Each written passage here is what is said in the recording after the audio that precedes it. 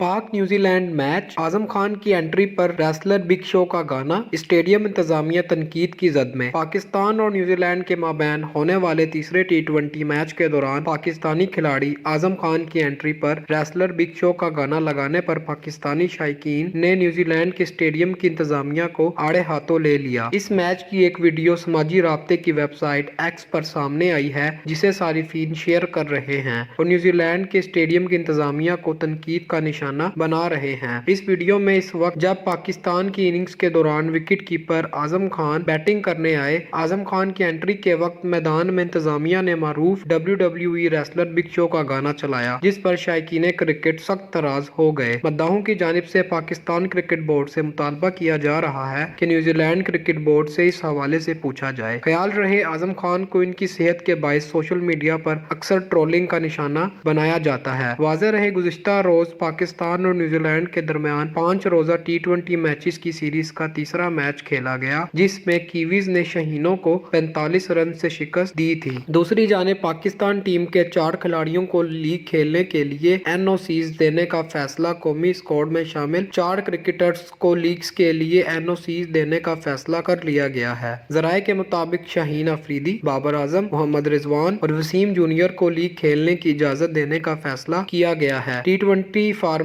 में पाकिस्तान टीम के कप्तान शाहीन अफरीदी का ILT20 के साथ मुआहिदा है, जबकि बाबर आजम, मोहम्मद रिजवान और वसीम जूनियर का BPL के साथ मुआहिदा है। ज़राए का कहना है फखर जमान और आजम खान को लीग्स के लिए ताहाल इजाजत नहीं मिली। क्रिकेटर्स को लीग्स के लिए इजाजत केस टू केस बुनियाद पर दी जा रही है। ज़राए के मुताबिक सेंट्रल कॉन्ट्रैक्ट में शामिल क्रिकेटर्स को मुआहिदे की शिकों के मुताबिक इजाजत दी जा रही है। मज़ीद ऐसी वीडियोस देखने के लिए हमारे चैनल को सब्सक्राइब करें और बेल आइकन को दबाना न भूलें।